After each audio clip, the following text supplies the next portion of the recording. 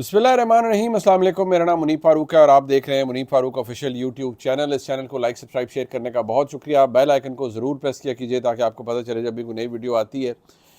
कुछ बातें, कुछ ऐसी चीज़ें जो डेवलप हो रही हैं, मेरा दिल था मैं आपके सामने रखूं और आपसे रब्ता मुलाकात तो रहनी चाहिए। और आप सबका शुक्रिया, आपकी दुआ है और आपकी सपोर्ट है। अल्लाह के करम से सिलसिला चल रहा है। जो बात इस वक्त तहरीक इंसाफ के लिए और वो जो एक सारा तमाशा चला हुआ है मुज़ाकरात का, माज़रत के साथ मैं उसे तमाशा ही कहूँगा क्योंकि उसका कुछ निकल नहीं रहा, कुछ बन नहीं रहा। सो तहरीक इंसाफ के दोस्तों के लिए जो इस वक्त मसला बना हुआ है वो क्या है सबसे बड़ा, और वो ये है कि जी हमारी मुलाकात नहीं करवाई जा रही। इमरान खान साहब से हमारी मुलाकात नहीं हो रही और हुकूमत के कोर्ट में बॉल है। हमने कहा था पिछली नशस्त में कि इमरान खान साहब से हमारी मुलाकात कराई जाए। अब मैं आपको एक बात बताऊं कि इमरान खान साहब से मुलाकात हुकूमत डिसाइड नहीं करती।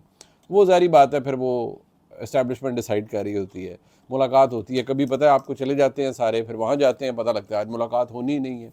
कभी जो जिस तरह पिछली दफ़ा हुआ कि उमर अयूब साहब और बाकी दो उनके साथ अहबाब थे मोज़ेस, उनको गिरफ़्तार कर लिया गया, डेला चौकी में रखा गया। पता क्या चला कि वो बाद में जी उनको एक्चुअली वो पता नहीं 144 की वो खिलाफ वर्जी कर रहे थे।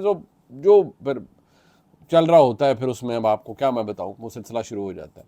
लेकिन अब असद कैसर साहब ने ट्वीट किया है, उन्होंने कहा है जी कि कल पार्लिमानी पार्टी का इजलास हुआ जहां मेंबरान को मुज़ाकराती अमल के बारे में आगाह किया गया। पीटीआई की सियासी और कोर कमेटी मुज़ाकरात अमल में मुकम्मल तौर पर ऑन बोर्ड है। ताहम बानी पीटीआई से मुलाकात और मुशावरत अगली मुज़ाकराती नशस्त से पहले ज़रूरी है। हम समझते हैं कि मौजूदा हालात में कौमी मफाद और ज़ाती मफाद से बालातर होना चाहिए।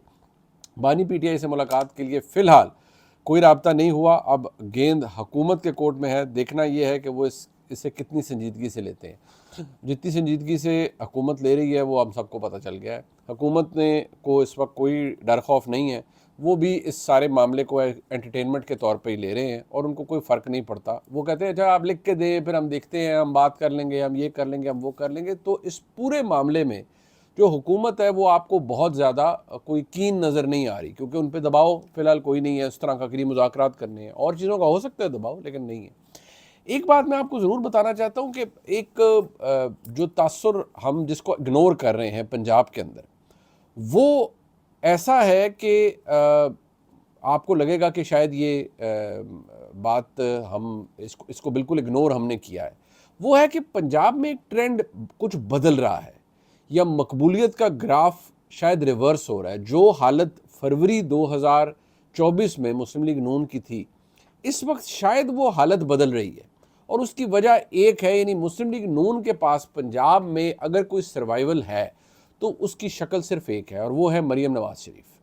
मरीम नवाज शरीफ का जो जिस तरीके से उन्होंने पंजाब का चलाया, शुरू में लोगों ने कहा ये फेल हो जाएंगी, ये होगा, इनको तो आता ही कुछ नहीं है, पता ही कुछ नहीं है, एक्सेस ही कोई नहीं है, ये तो एक ऑफिसर तब्दील नहीं कर सकती हैं अपना, और इनको किसी चीज़ का पता नहीं है। लेकिन मैं बड़ा कीनली इसको मैंने बड़े करीब से देखा और अब जिस तरह से वो जो एक स्कॉलरशिप प्रोग्राम में गई और वो आप उस मजमे के अंदर देख सकते हैं कि जिस तरह से वहाँ पर अब जो एक गैदरिंग है, अगर वो चार्ज क्राउड नहीं है या बच्चे चार्ज नहीं है या कीन नहीं है मरीम नवाज शरीफ से मिलने के लिए, वज़ीर आला से मिलने के लिए, सियासतदान एक अच्छा सेल्समैन भी होता है। वो क्या बेचता है जाकर, मैं बात बड़ी क्रूड सी है लेकिन वो एक दुकानदार भी होता है। वो बेचता क्या है?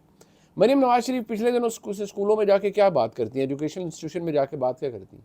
मैं आपकी माँ हूँ, मैं आपको बतौर माँ कह रही हूँ। अब वो एक जो पर्सोना क्रिएट करती हैं, वो एक चीफ मिनिस्टर का नहीं होता। वो होता है कि मैं एक मदरली फिगर हूँ, एक माँ के तौर पर मैं आपको कह रही हूँ कि ये करें, ये ना करें। This is how a politician works, कि वो एक सेल्समैन के तौर पर अपना जो बयानिया है या जो कुछ भी है उसे बेचता है।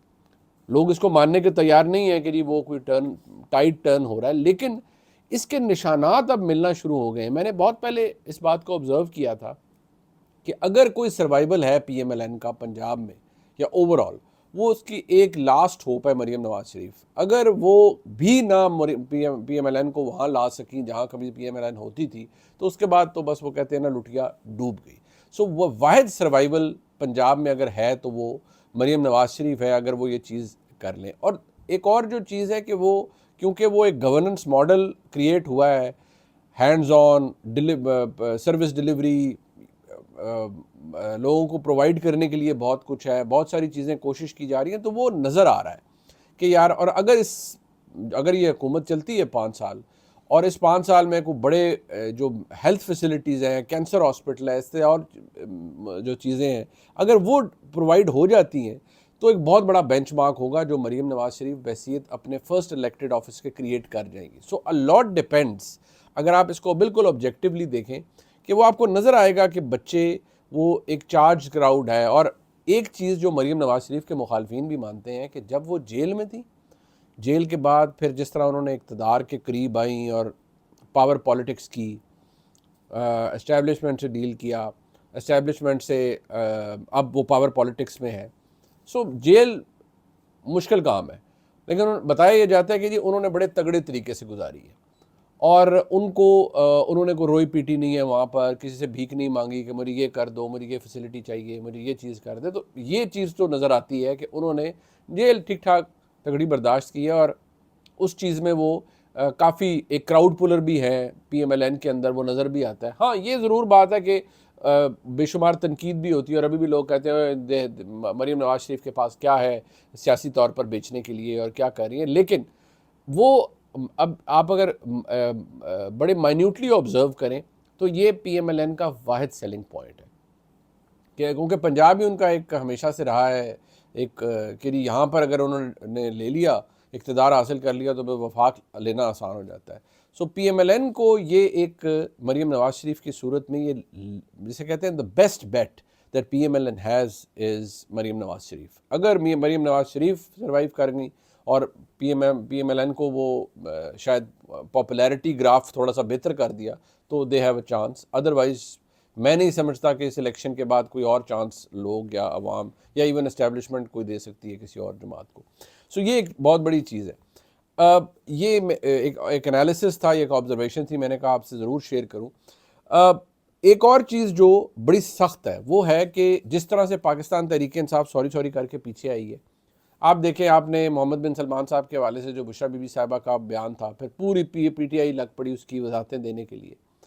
वही काम अब इन्होंने जो सऊदी प्रेसिडेंट हैं एक्सीलेंसी मोहम्मद नयान साहब, वो अब जब पाकिस्तान आए हैं और उनके बारे में वो जो एक तस्वीर है कि वो मरीम नवाज शरीफ से उनसे हाथ मिला रही हैं और बड़ी गर्मजोशी से हाथ मिला रही हैं, उसके ऊपर जो उन्होंने गलाजत सोशल मीडिया पर, क्योंकि जाहिर बात है जब आप रेगुलेट ही कोई चीज़ नहीं होती तो फिर आप गंद फैलाएं, उसके ऊपर PTI को दोबारा एहसास हुआ है भाई आप एक बड़ी जमात हैं, कल आपने वापस अगर इक़्तिदार में आपको इक़्तिदार मिलना है तो ये सारी चीज़ें तो कहीं नहीं जाती। आपके लोग, और वही मैंने कहा कुछ ऐसे घटिया और मैं अब इससे ज़्यादा क्या लफ्ज़ इस्तेमाल करूं, जो ना औरतों को बख्शते हैं ना खातून किसी सहाफ़ी को बख्शते हैं, मतलब गलाजत ही बोले जाते हैं। एक को तो जो हमारी बहन है आसमा शराजी साहिबा, उन्होंने बड़ा टका के जवाब दिया ट्विटर के ऊपर और बड़ा अच्छी बात है। मेरे ख्याल में ये लोग इसी तरह की ज़बान डिज़र्व करते हैं। अब जो चीज़ इसमें है कि पूरी PMLN ने पूरी PTI ने इसकी वजाहतें दी हैं और उधर जुल्फ़ी बुखारी साहब कर रहे हैं, अच्छी बात है, लेकिन पहले आप अपने ये जो ब्रिगेड है इसको कंट्रोल में भी रखें। और सेलिंग पॉइंट, ठीक है, आप इमरान खान साहब को जेल से आपने बाहर लाना है, आपको चाहिए KP को भी शोकेस करें, बताएं दुनिया को कि खैबर पख्तूनख्वा में ये हमने पिछले 10 महीने में किया है। मोहम्मद अली सैफ साहब को चाहिए, वो तर्जुमान है और मुशीर हैं, वज़ीर इत्तलात हैं वहाँ के, आप एक प्रेस कॉन्फ्रेंस करें, आप कहें नहीं ये देखें हमने ये हमारे इनिशिएटिव्स हैं और ये हमने किए हैं, हमने बाकी सूबों से बेहतर कारकर्दगी दी, कुछ तो दिखाएं लोगों को। खाली गालम गलोज बातें, हम आ रहे हैं, हम चढ़ दौड़े, हम हिस्सा लेंगे, हम फलां करेंगे, भाई ये चीज़ें भी तो सेल करने वाली हैं ना, वो कौन करेगा? को लोगों को बताएं आपने क्या किए हैं, कितने हॉस्पिटल ठीक किए हैं। ये तो नहीं ना कि सूबा को भीख पे चल रहा है। खैबर पख्तूनख्वा पाकिस्तान की इकाई है, तो बताएं खैबर पख्तूनख्वा में आपने पिछले 10-12-11 महीने में क्या डिलीवर किया है। बाकी जो सब इतना अपने अपने फ्लैग्स लगा रहे हैं, मुराद अली साहब के आप कह रहे हैं हमने किया है, मरीम नवाज शरीफ साहबा कह रही हैं हमने इतने काम कर दिए हैं, तो आप भी बताएं। उधर क्या नाम है, बुक्टी साहब कह रहे हैं हम बड़ा काम कर रहे हैं, तो खैबर पख्तूनख्वा को भी चाहिए कि शोकेस करे। अब जो इमरान खान साहब ने बड़ी तवील गुफ्तगू जो उनकी रिपोर्ट हुई है वो कुछ सामने आई है जी, कुछ तो ऐसी थी जो मैंने आपके साथ रखी और कुछ जो उन्होंने गुफ्तगू की है ज़रा वो आप अगर सुन लें। उन्होंने कहा जी मैंने अपनी ज़िंदगी में पाकिस्तान में नाफिज कई मार्शल लॉ देखे हैं, अयूब खान, याया, ज़िया-उल हक और मुशर्रफ का मार्शल लॉ। याया और ज़िया-उल हक का मार्शल लॉ पाकिस्तान की तारीख का बेहतरीन मार्शल लॉ था जिसमें जमहूरियत को बिल्कुल रोन दिया गया। मुशर्रफ इस हवाले से कदर लिबरल था। मार्शल लॉ में सबसे पहले जमहूरियत, आज़ाद अदलिया और आज़ाद मीडिया का गला घोंटा जाता है ताकि आमर की गलतकारियों पर कोई भी आवाज़ बुलंद ना हो। आज़ाद मीडिया चूँकि तनकीद करते हैं इसलिए उसकी आवाज़ बंद की जाती है। अदलिया क्योंकि गलत फ़ैसलों पर एक्शन लेने का हक़ रखती है इसलिए उसके इख्तियारात भी सल्ब कर लिए जाते हैं। अब मैं एक बात आपको बताऊँ, मैं ये बात आपको नॉर्मली मैं ये नहीं कहता, मैं ऑन ओथ कहता हूँ कि जब इमरान खान साहब की 2018 में हुकूमत आई, आज हम इस्टेब्लिशमेंट का जिक्र करते हैं, लफ्ज़ इस्टेब्लिशमेंट। हम ये कहते हैं कि बड़ा मुतनाज़ा इंतखाब है, 8 फरवरी 2024 का इस पर सवाल उठते हैं। 2018 में मैं आपको एक गारंटी कर रहा हूँ हम ये नहीं कह सकते थे, बिल्कुल कोई इजाज़त ही नहीं थी। ऐसे काटा जाता था प्रोग्राम ने, वो काट दो जी, प्रोग्राम यहाँ से काटो, यहाँ ये चल रहा है प्रोग्राम, इसको काटो जी। वो आमिद मीर साहब आज भी कहते हैं कि आसिफ जरदारी साहब का जो इंटरव्यू एडिट किया गया वो इस दौर में एडिट नहीं हुआ या चलने से नहीं रोका गया, वो उस दौर में हुआ था भाई, वो उस दौर में हुआ था। जो इंटरव्यू रेहाम खान साहबा ने मुझे दिया था वो भी मैसिवली एडिट हुआ इसलिए कि सख्ती बहुत थी। सो ये कोई भी चैंपियन ना बने कि हमारे दौर में, आज अगर सख्ती है तो उस वक्त भी ये था। आज तो फिर हम इलेक्शन मुतनाज़ा ये वो फलान, उस वक्त तो हिम्मत ही कोई नहीं थी किसी की बात करें। और आज जो चैंपियन बहुत सारी चीज़ों के ऊपर लोग बने होते हैं, उस वक्त अगर हालात थे तो उनको देखते। उन्होंने कहा जी कि जैसे महमूद कमीशन की रिपोर्ट के जरिए वाज़ेह हुआ था कि याया खान अपनी ताकत और इक़्तिदार की खातिर मुल्क के निज़ाम को तहस नहस किया, वही आज भी हो रहा है। फॉर्म 47 की बोगस और फ्रॉड हुकूमत की बजाय तहरीक इंसाफ को मुसलसल कुचला जा रहा है और मुल्क में जमहूरियत, कानून की हुक्मरानी और अदलिया की आज़ादी का जनाजा निकाल दिया गया है। शहबाज शरीफ सिर्फ और सिर्फ जनरल नासिर मुनीर की एक कठपुतली और अर्दली है, उससे ज़्यादा ताकतवर वज़ीर-ए-आज़म तो मुशर्रफ दौर में शौकत अजीज़ था, क्योंकि कम अज़ कम तब इंतखाबात में इस तरह की धांधली नहीं की गई। सर जाने दें, 2002 का इलेक्शन सबको पता है कितना धांधली ज़्यादा था। जैसी फरवरी 2024 में की गई धांधली की पैदावार फॉर्म 47 का सहारा लेकर खड़े नाजायज़ हैं, लेकिन नातवा टोला दरअसल हुकूमत के नाम पर एक धब्बा है। अलकादर ट्रस्ट का फैसला सिर्फ और सिर्फ पिछले केसेस की तरह मेरे ऊपर दबाव डालने के लिए है और कुछ भी नहीं है। उन्होंने कहा जी और कुछ भी नहीं है, सिर्फ मेरे ऊपर दबाव डालने के लिए। और उन्होंने कहा जी कि अलकादर केस बिल्कुल एक बोगस केस है और इसमें मैंने कोई बिलावल हाउस नहीं बनाया, बल्कि एक दूर दराज देहात में कौम के बच्चों के मुस्तकबिल की खातिर एक फलाही और कौमी इदारा कायम किया, जिससे मुझे 1 रुपये का फ़ायदा ना हुआ और ना ही होना। अलकादर ट्रस्ट यूनिवर्सिटी भी शौकत खानम और नमल यूनिवर्सिटी की तरह एक अवामी मदद से चलने वाले फलाही इदारा है। सर इसका ज़रूर पता लगेगा, अगर आपने कुछ नहीं किया तो यकीन माने आप एंड में जाकर बिल्कुल बरी हो जाएंगे। मैं वाज़ेह तौर पर कहना चाहता हूँ कि मैं नवाज़ शरीफ और ज़रदारी की तरह NRO नहीं लूँगा और अदालतों से अपने केसेस ख़त्म कराऊँगा। सर फिर आप एक काम करें, आप छोड़ें मुज़ाकरात को। मैं तो ये कहता हूँ अगर आपने एडजस्टमेंट नहीं करनी तो केसेस से तो इमरान खान साहब की एक दिन जान छूट जाएगी, सबकी छूट जाती है। अगर इमरान खान साहब के ख़िलाफ़ देखें इन हालात में भी साइफ़र केस एक्विटल हुआ, बरी हुए ना इमरान खान साहब।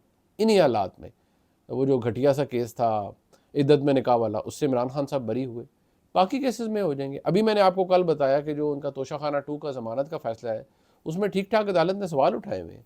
सो इवेंचुअली जाकर अगर ये केसेस झूठे, आपको क्या ज़रूरत है कि आप कहें जी मुज़ाकरात करें इस फॉर्म 47 की हुकूमत के साथ? बिल्कुल नहीं करने चाहिए, बिल्कुल भी नहीं करने चाहिए इमरान खान साहब। तो जनाब इमरान खान साहब के मामलात को देखते हुए मुझे ये लगता है कि ये मुज़ाकरात जिनके हवाले से हम कह रहे हैं कि बड़ी उम्मीद है और PTI की भी मजबूरी है, हुकूमत की मजबूरी है कि उन्हें एक दिखाना है उन्होंने लोगों को कि देखें जी हम एक रिप्रेजेंटेटिव हुकूमत है, हमने कितने अच्छा, हम भी चाहते हैं मुज़ाकरात हो। उनको कुछ और चाहिए, इमरान खान साहब को कुछ और चाहिए, लेकिन ये बात लिख लें, मुझे कुछ इतनी अच्छी उम्मीदें इन मुज़ाकरात से नहीं है। ये जनाब ब्लॉग है, इंशाल्लाह रात को आपसे फिर मुलाकात होगी, तब तक के लिए इजाज़त, खुदा हाफ़िज़।